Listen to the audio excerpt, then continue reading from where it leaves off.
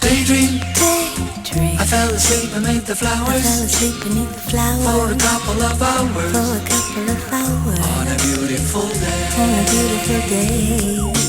Daydream, Daydream. I dream of you amid the I flowers dream of you amid the flowers for a couple of hours. for a couple of hours. Such a beautiful day. Such a beautiful.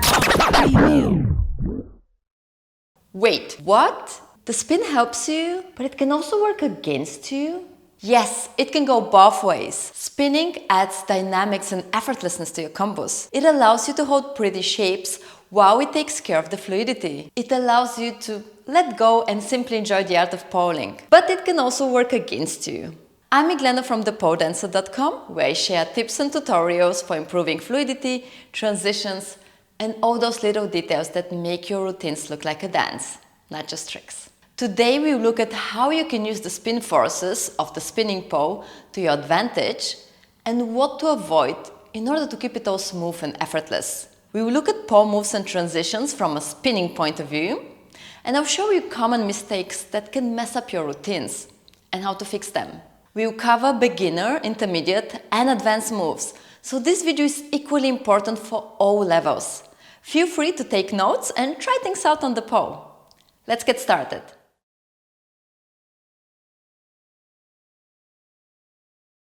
One of the main characteristics of a spin pole is the directions. You can spin clockwise and anti-clockwise. And you can be facing forward in spin direction or be with your back against the spin. How your body is positioned related to that circular motion can make a big difference in whether a move feels easier or harder. This is not always obvious and students are often not aware of it. Let's say we're going clockwise. I can hook my inside leg and spin forward in front knee hook. Or I can turn around in the same direction and spin with the back against the spin. Pretty logical so far. In a sit with a big side tilt, you can feel this by tilting your hips so that you look forward in spin direction. Or if you then tilt your hips to the other side, you spin with your back against the spin.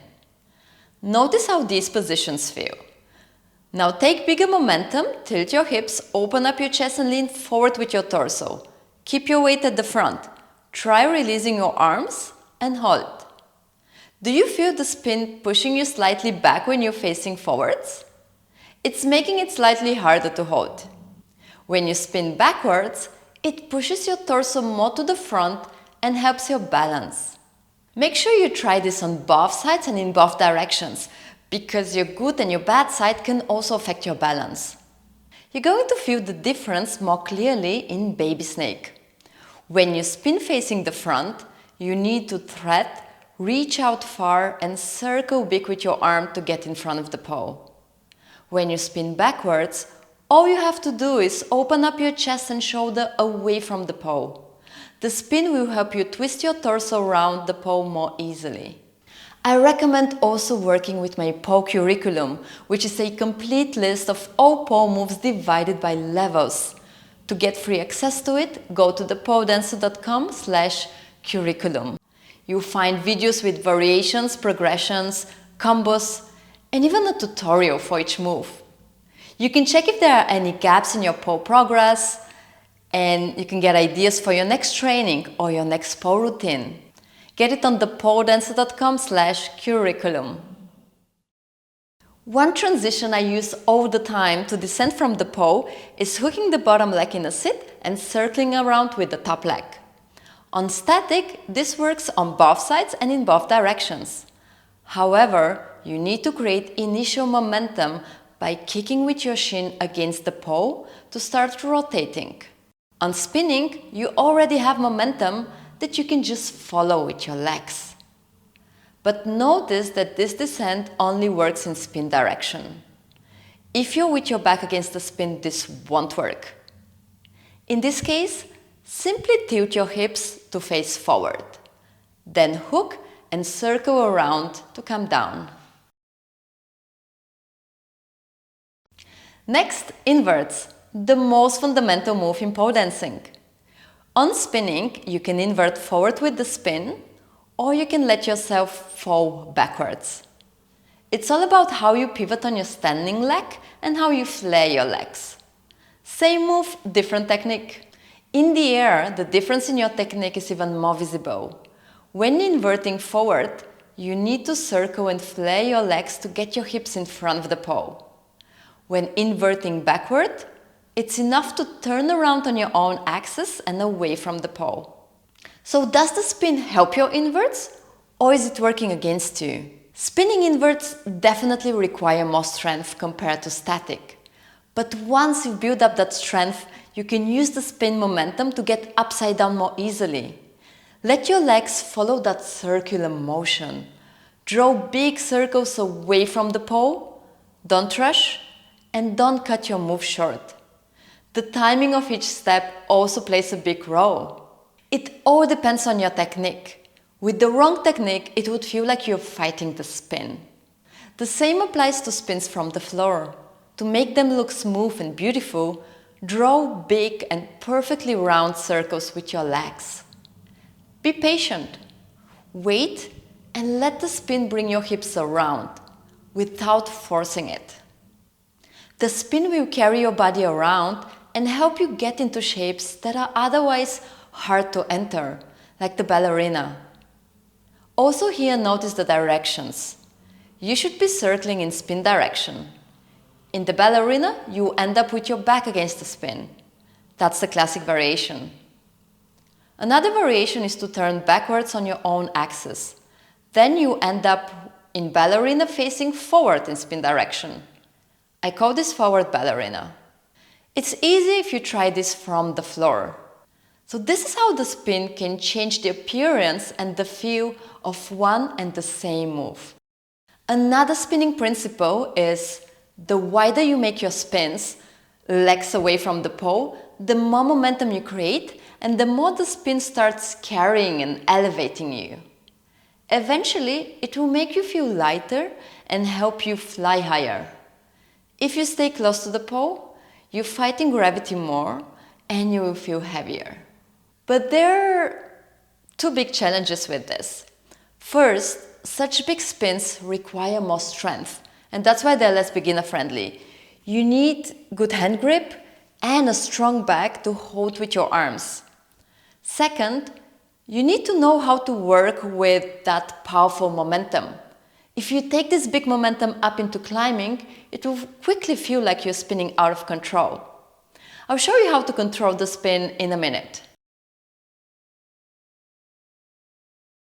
The spin can affect your grip and your contact points, and that's very important for your safety. Depending on whether you're facing the spin or with your back towards it, it can loosen up and even push your contact points out. For example, it's more likely to slip out of the brass seat when spinning backwards. On the other hand, the spin can help you lock those contact points better when you're spinning forward. Same in the split from brass seat. When spinning backwards, the spin is kind of pushing your hips back, while you should be pushing them to the front. Spinning forward will make this move feel easier. Same in leg switches. When switching from outside to inside leg hang, the spin pushes your thigh into the pole, which makes it feel safer and easier. But be extra careful when you're switching back to outside leg hook. Here, the spin is pulling your body away from the pole. It really varies from move to move and there's no general rule.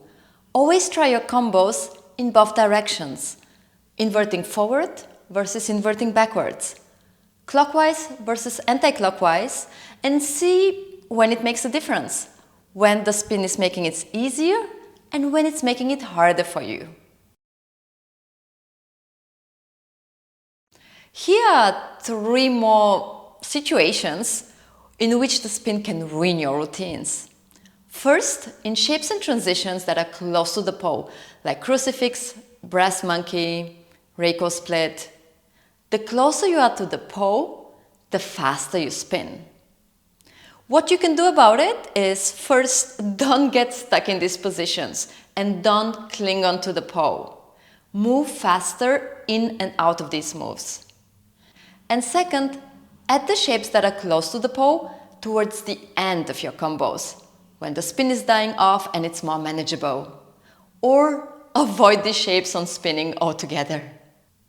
Also, the spin can affect your balance in shapes with fewer contact points, like the vertical pencil or Aisha. The faster you spin, the harder it is to balance. Really focus on your core and use less momentum if you're not super strong in these shapes. And third, in strength tricks, like inverts, shoulder mounts, Aisha. Strength tricks tend to be extra hard on spinning. Make sure you learn new tricks on static first. Understand the technique and the contact points in a safe environment. And then gradually add a little bit of spin when you've nailed that trick. Finally, I'd like to show you 4 common mistakes I see students make on the spinning pole. The first one is creating too much or too little initial momentum. Your initial momentum from the floor is everything, because once you're in the air, you can't change it. You can pull yourself closer to the pole to spin faster or push yourself out to spin slower, but these are just short-term solutions. Once you've lost your momentum, you can't get it back. When it's gone, it's gone. You cannot create new momentum in the air. So first decide how much momentum you need depending on the shapes in your combo and on how your pole spins. Some poles are looser and spin longer, others are tighter and run out of spin more quickly. Then create momentum with your body position and the distance to the pole. For little momentum, stand close to the base of the pole and pivot gently on your standing leg. For bigger momentum, start with your feet and with your hips further away from the pole. The second mistake is creating momentum like you're on the static pole, which means swinging your leg and not pivoting. If you pivot and swing with your leg at the same time, this could be too much momentum. If you only swing your leg but you don't pivot and don't create a circular motion, you won't have enough momentum, or your momentum will die off quickly. It's all about the pivot that creates a smooth circular spin motion. The third mistake is spinning out of control. Maybe you've heard the advice to stick an arm or leg out. This can help, but it's not the most efficient way to slow down. Instead, focus on your hips. The hips carry most of your weight and they have the biggest effect on your speed. When possible, move your hips away from the pole. Stick your bum out or sit back. If that isn't possible, try to make yourself big using your arms and legs. Most importantly, don't freeze in these positions. Move quickly through them. And the last mistake is cutting the circular motion of the spin. As I mentioned before, creating a smooth circular spin from the start, from the floor, is crucial. But also your transitions and moves in the air need to follow that circular motion to keep a consistent spin going. Any erratic movements like swinging, dropping, pulling and pushing can create friction and gradually kill your momentum. If your pole doesn't spin that smoothly, here's what to do. Refine your transitions so you don't break the circular momentum. Work on clean, long, and smooth transitions. Also, choose tricks that create dynamics but don't kill your routine. Find a balance between moves that slow you down, like big splits, and moves that speed you up, moves that are close to the pole. And for that, I have a tool that's going to be super useful to you. You can get it on thepoledancer.com/curriculum. The pole curriculum is a complete list with all the moves divided by levels. You can see which moves work best on spinning, on static, on both. You'll find videos with variations, progressions, combos, and even a tutorial for each move. You can check if there are any gaps in your pole progress, and you can get ideas for your next training or your next pole routine. You can always come back to it to check if you're on the right track. Get it on thepoledancer.com/curriculum. Last word on our topic today. If you're a beginner and you're still building up strength, it could feel like the spin is often working against you. But with increased strength, you'll be able to make better use of the spin forces. You start enjoying and even loving the spinning pole. I hope this presentation was useful to you. Let me know. If you have any questions, you can find me on Instagram at miglena.thepoledancer, or you can contact me through my website, thepoledancer.com. Take care, and I'll see you soon.